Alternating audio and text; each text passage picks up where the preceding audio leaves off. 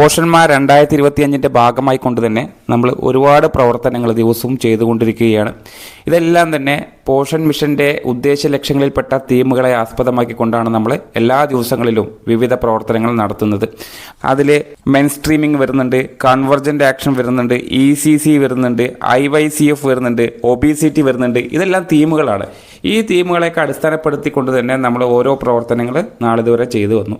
ഇനി വീണ്ടും നമ്മൾ ഒബീസിറ്റിയിലേക്ക് കടക്കുകയാണ്. അതായത് പൊണ്ണത്തടി കുറച്ച് കൊണ്ടുവരിക എന്നുള്ളതാണ് പോഷൻ മിഷൻ്റെ ഉദ്ദേശ ലക്ഷ്യങ്ങളിൽ ഏറ്റവും പ്രധാനപ്പെട്ട ഒരു വിഷയം. അതുകൊണ്ട് തന്നെ വ്യാഴാഴ്ച നടത്തുന്ന പ്രവർത്തനവും ഒബീസിറ്റി എന്ന തീമുമായി ബന്ധപ്പെടുത്തിക്കൊണ്ടുള്ളതാണ്. അതായത് പൊണ്ണത്തടിയെ നേരിടുക അല്ലെങ്കിൽ പൊണ്ണത്തടി കുറച്ച് കൊണ്ടുവരിക എന്നുള്ളൊരു അവയർനെസ് കൂടെ നമ്മൾ കൊടുക്കാൻ പോവുകയാണ്. നമുക്കറിയാം 3 to 6 വരെയുള്ള കുട്ടികളാണ് നമ്മുടെ കയ്യിലുള്ള കുട്ടികൾ. പ്രീ സ്കൂളിൽ വരുന്നതും അല്ലാത്തതുമായിട്ടുള്ള കുട്ടികൾ, AG കുട്ടികൾ, ഇവരെയൊക്കെയാണ് നമ്മൾ ആ പ്രവർത്തനത്തിലേക്ക് പങ്കെടുപ്പിക്കേണ്ടത്. അപ്പോൾ ഒരു ബോധവൽക്കരണ പരിപാടി നടത്തുമ്പോൾ നമ്മൾ ടീച്ചേഴ്സ് കൃത്യമായിട്ട് എന്താണ് അന്ന് ക്ലാസ്സിൽ പറയേണ്ട കാര്യങ്ങൾ, അത് ഏതൊക്കെ രീതിയിലാണ് നിങ്ങൾ ആ കുട്ടികളിലൂടെ ഈ കാര്യങ്ങളൊക്കെ എത്തിക്കുക എന്നുള്ളത് കൃത്യമായി മനസ്സിലാക്കുക.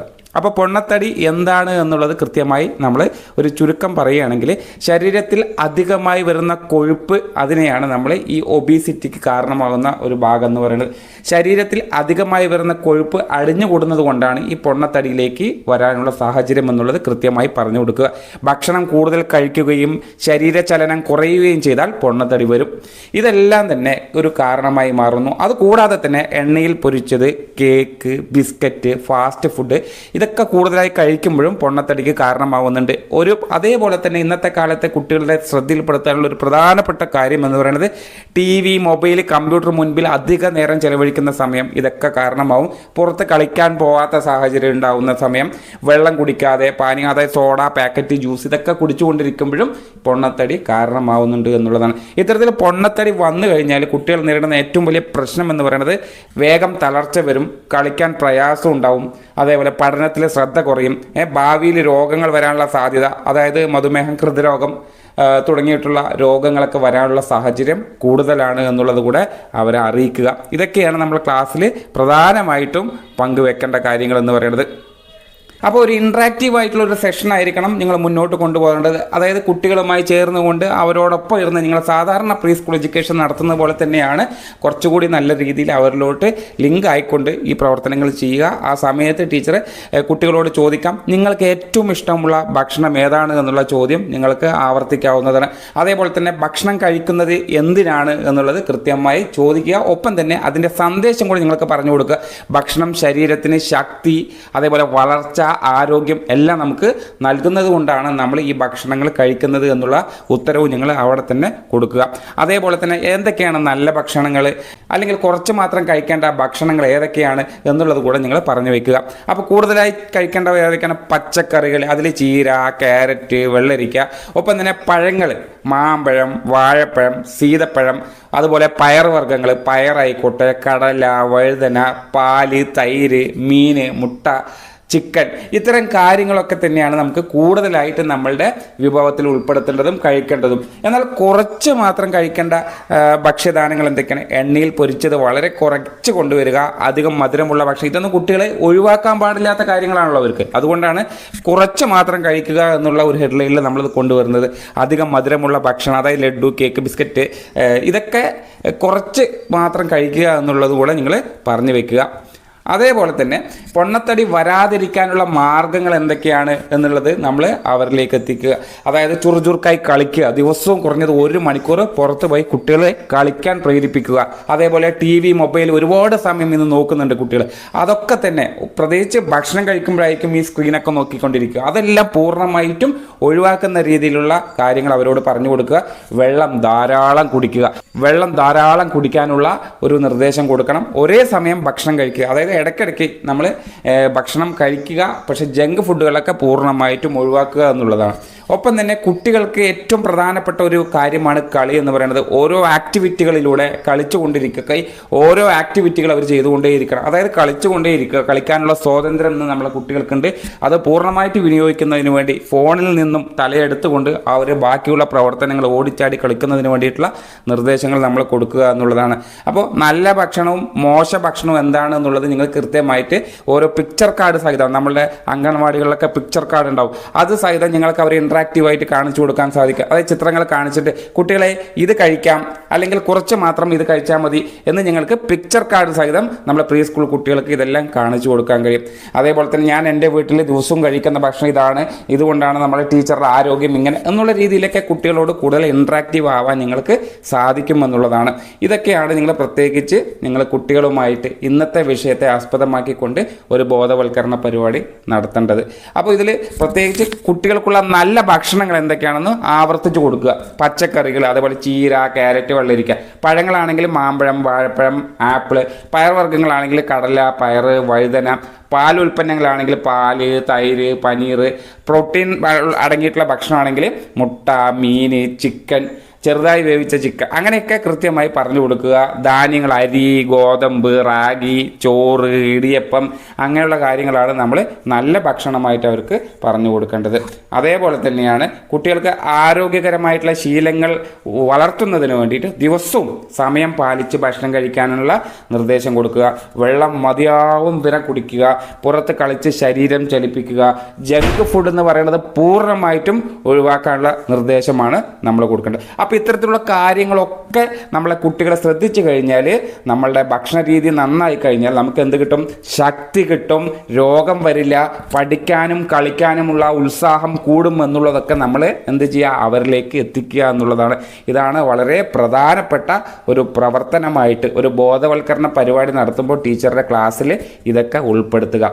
ഇതിന് ശേഷമായിരിക്കണം നമ്മൾ കൃത്യമായിട്ട് ഈ പ്രവർത്തനങ്ങൾ നടത്തിയതിൻ്റെ ഫോട്ടോസൊക്കെ തന്നെ നിങ്ങളുടെ ഫോണിലേക്ക് രേഖപ്പെടുത്തുന്നത്. ടീച്ചർ കുട്ടികൾക്ക് ക്ലാസ് എടുത്ത് കൊടുക്കുന്നതിൻ്റെ ഫോട്ടോസാണ് നമുക്ക് വേണ്ടത്.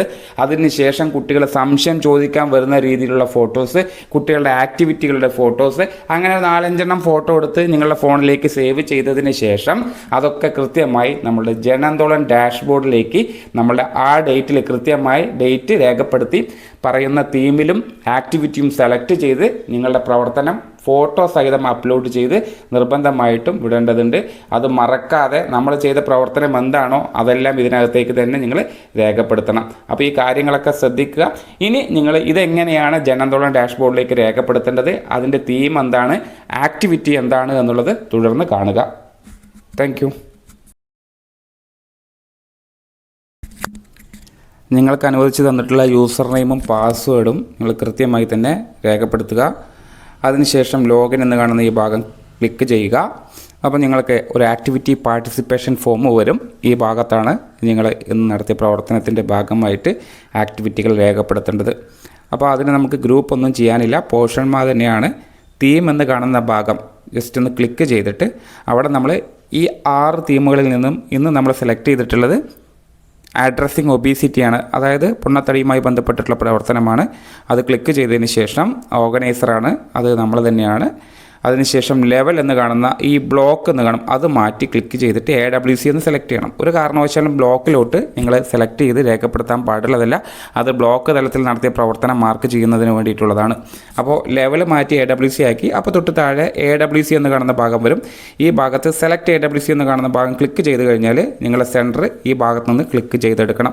ഓർക്കുക, മറ്റൊരു സെൻറ്റർ നിങ്ങൾ ആഡ് ചെയ്യാൻ പാടുള്ളതല്ല, നിങ്ങളുടെ തന്നെ സെൻറ്റർ സെലക്ട് ചെയ്തെടുക്കുക. അതിനുശേഷം ആക്ടിവിറ്റി എന്ന് കാണുന്ന ഭാഗത്ത് ജസ്റ്റ് ക്ലിക്ക് ചെയ്ത് കഴിഞ്ഞാൽ ഇന്ന് നടത്തിയ പ്രവർത്തനം ഏതാണ്? നല്ലത് കഴിക്കാം, നന്നായി കഴിക്കാം, അതായത് നല്ല ഭക്ഷണശീലങ്ങൾ കൊണ്ട് പൊണ്ണത്തടിയെ നേരിടാം എന്നുള്ളതിൻ്റെ ഒരു അവയർനെസ് ക്ലാസ്സാണ് നമ്മൾ സംഘടിപ്പിച്ചിട്ടുള്ളത്.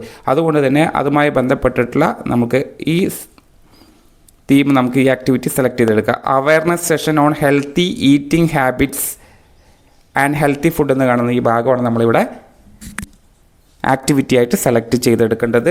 അതിനുശേഷം തീം എന്ന് കാണുന്നത് കൃത്യമായിട്ട് 25-ാം തീയതിയാണ് നമ്മൾ ഈ പ്രവർത്തനം വ്യാഴാഴ്ച നടത്താൻ ഉദ്ദേശിക്കുന്നത്. 25 എന്നുള്ളത് നിങ്ങൾ സെലക്ട് ചെയ്തെടുക്കുക കലണ്ടറിൽ നിന്ന്. അതിനുശേഷം പാർട്ടിസിപ്പൻസിൻ്റെ എണ്ണമാണ് എത്ര ഗുണഭോക്താക്കളും അല്ലാത്തവരുമാണ് നമ്മളെ പ്രവർത്തനത്തിലെ ഭാഗമായിട്ടുള്ളത് അതിൻ്റെ എണ്ണമാണ് കൊടുക്കേണ്ടത്. അഡൽട്ട് എന്ന് കാണുന്ന ഭാഗം 18 വയസ്സിന് മുകളിലുള്ള കുട്ടികളുടെയാണ് നിങ്ങൾ അവിടെ രേഖപ്പെടുത്തേണ്ടത്. എത്ര പേര് പങ്കെടുത്തു എന്നുള്ളത്, അതിൽ ആൺകുട്ടികൾ എത്ര, പെൺകുട്ടികൾ എത്ര, ആണുങ്ങൾ എത്ര, പെണ്ണുങ്ങൾ എത്ര എന്നുള്ളത് വേണമെങ്കിൽ കൊടുക്കാം. ചിൽഡ്രൻ എന്ന് പറയുമ്പോൾ 18 വയസ്സിന് താഴെയുള്ള പ്രീ സ്കൂൾ കുട്ടികൾ ഉൾപ്പെടെയുള്ളവരെയാണ് നമ്മളിവിടെ രേഖപ്പെടുത്തേണ്ടത്. അവരും ഏജ് കുട്ടികളൊക്കെയാണ് നമ്മുടെ ടാർഗറ്റ് ചെയ്ത ഗുണഭോക്താക്കളെ ഇന്നത്തെ പ്രവർത്തനത്തിൽ പങ്കാളികളായിട്ടുള്ളത്. അപ്പോൾ നമുക്കത് എത്ര എണ്ണം എന്നുള്ളത് കൃത്യമായിട്ട് നിങ്ങൾക്കവിടെ രേഖപ്പെടുത്താം. സ്കൂൾ ഗോയിങ് ഉള്ള കുട്ടികളും അതേപോലെ തന്നെ പ്രീ സ്കൂളിൽ വരുന്ന കുട്ടികളൊക്കെ തന്നെ നമുക്ക് ഈ പ്രവർത്തനത്തിൽ പങ്കാളികളാക്കേണ്ടതുണ്ട്. അതുകൊണ്ട് തന്നെ എണ്ണം കൂട്ടിയിട്ടതുകൊണ്ട് കുഴപ്പമില്ല. ഏജ് കുട്ടികൾ എത്ര പേര് ഈ പ്രവർത്തനത്തിൻ്റെ ഭാഗമായിട്ടുണ്ട് എന്നുള്ളത് കൂടെ നിങ്ങൾ രേഖപ്പെടുത്തുക. അതിനുശേഷം കൃത്യമായി എല്ലാം കോളം ഫില്ല് ചെയ്തതിന് ശേഷം ഫോട്ടോ അപ്ലോഡിംഗ് ആണ് വരുന്നത്. 5 തരത്തിലുള്ള ഫോട്ടോസ് നിങ്ങൾക്ക് ഈ പ്രവർത്തനത്തിൻ്റെ ഭാഗമായിട്ട് ഫോണിലേക്ക് സേവ് ചെയ്യാമെന്ന് ഞാൻ ഓൾറെഡി പറഞ്ഞതാണ്. ടീച്ചർ കുട്ടികളോട് സംസാരിക്കുന്നത്, ക്ലാസ് എടുക്കുന്നത്, കുട്ടികൾ സംശയം ചോദിക്കുന്നത്, ടീച്ചർ പിക്ചർ കാർഡ് കാണിച്ചു കൊടുക്കുന്നത്, ഹെൽപ്പർ ഇതിൻ്റെ ഭാഗമായി പ്രവർത്തിക്കുന്നത്, ഇതൊക്കെ തന്നെ ഫോട്ടോസാക്കി നിങ്ങൾക്ക് ഫോണിനകത്തേക്ക് സേവ് ചെയ്തത് ഇവിടെ ബ്രൗസ് ഫോട്ടോ എന്ന് കാണുന്ന ഭാഗം ക്ലിക്ക് ചെയ്ത് കഴിഞ്ഞാൽ നിങ്ങൾക്ക് ആ ഫോട്ടോ സെലക്ട് ചെയ്തെടുക്കുക. അതിനുശേഷം നിങ്ങൾക്ക് ഡിസ്ക്രിപ്ഷൻ എന്ന് കാണുന്ന ഈ ബോക്സിൽ എത്താൻ കഴിയും.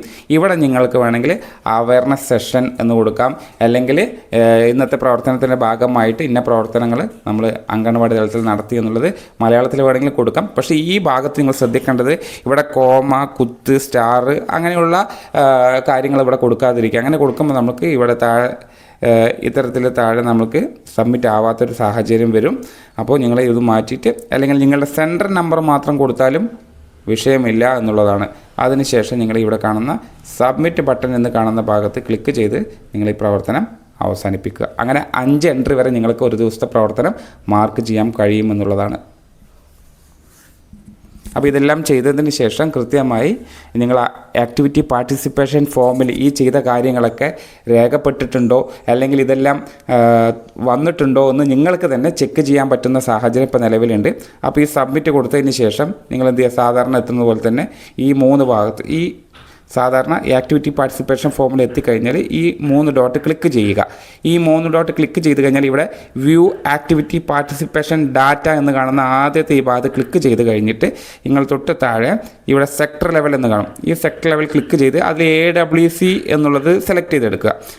AWC സെലക്ട് ചെയ്ത് കഴിഞ്ഞാൽ ഇവിടെ AWC സെലക്ട് അംഗൻവാടി സെൻറ്റർ എന്ന് കാണും. അവിടെ ക്ലിക്ക് ചെയ്തിട്ട് നമ്മൾ സെൻറ്റർ ക്ലിക്ക് ചെയ്ത് കഴിഞ്ഞാൽ നിങ്ങൾക്ക് ഇവിടെ ഇന്ന് നടത്തിയ പ്രവർത്തനങ്ങൾ നിങ്ങൾക്ക് ഈ ഭാഗത്ത് കാണും. ഇന്നലെ നടത്തിയ പ്രവർത്തനങ്ങളാണെങ്കിൽ ഇവിടെ ഈ കാണുന്ന ഭാഗം ക്ലിക്ക് ചെയ്ത് കഴിഞ്ഞാൽ നമ്മൾ നാളിതുവരെ എത്ര പ്രവർത്തനങ്ങൾ നടത്തി എന്നുള്ളത് ഓരോ ദിവസത്തെ ഷീറ്റായിട്ട് നിങ്ങൾക്ക് ഇവിടുന്ന് കാണാൻ സാധിക്കും. അതിനിപ്പോൾ നമുക്ക് 19-ാം തീയതി കാണുന്നുണ്ടെങ്കിൽ ഇവിടെ ക്ലിക്ക് ചെയ്യുക, 20-ആണെങ്കിൽ ഇവിടെ ക്ലിക്ക് ചെയ്യുക. അതിനുശേഷം ഡൗൺലോഡ് എന്ന് കാണുന്ന ഈ ഭാഗം ഒന്ന് ക്ലിക്ക് ചെയ്ത് കഴിഞ്ഞാൽ നിങ്ങൾക്കൊരു എക്സൽ ഷീറ്റ് ഇതുപോലെ ഓപ്പൺ ആയിട്ട് വരും. ജസ്റ്റ് നിങ്ങളത് ഓപ്പൺ എന്ന് കാണുന്ന ഭാഗത്ത് ക്ലിക്ക് ചെയ്യുക. നിങ്ങളുടെ ഫോണിൽ നിന്ന് തന്നെ നിങ്ങൾക്കത് കാണാൻ സാധിക്കും. അപ്പോൾ 19-ാം തീയതി നിങ്ങൾ ഇത്ര പ്രവർത്തനങ്ങളാണ് ചെയ്തത്, ഇത്ര പേര് പങ്കെടുത്തിട്ടുണ്ട് എന്നുള്ളതൊക്കെ കാണും. അതിൽ തീം ഇന്നതായിരുന്നു, ആക്ടിവിറ്റി ഇന്നതായിരുന്നു, ഇത്ര പ്രവർത്തനത്തിൻ്റെ ഭാഗമായിട്ട് പാർട്ടിസിപ്പേറ്റ് ചെയ്ത ആളുകളുടെ എണ്ണം, ഇതൊക്കെ നിങ്ങൾക്ക് നിങ്ങളുടെ ഫോണിൽ നിന്ന് തന്നെ കാണാൻ സാധിക്കും. ഇതനുസരിച്ച് എത്രയെങ്കിലും എൻട്രികൾ കുറഞ്ഞിട്ടുണ്ടോ എന്നുള്ളത് നിങ്ങൾക്ക് ചെക്ക് ചെയ്തിട്ട് എൻട്രി കൂട്ടാനും ബാക്ക് ഡേറ്റ്, അതായത് 3 ദിവസം വരെയുള്ള പുറകിലുള്ള ഡേറ്റ് വെച്ചിട്ട് നിങ്ങൾക്കത് വർദ്ധിപ്പിക്കാനും കഴിയുമെന്നുള്ളത് മനസ്സിലാക്കിക്കൊണ്ട് മുഴുവനായിട്ട് ഒരു പ്രവർത്തനത്തിൻ്റെ എൻട്രികൾ മിസ്സാവാതെ ശ്രദ്ധിച്ചുകൊണ്ട് നിങ്ങൾ അംഗൻവാടിയിൽ നടത്തിയ പ്രവർത്തനങ്ങൾ പൂർത്തിയാക്കുക. താങ്ക്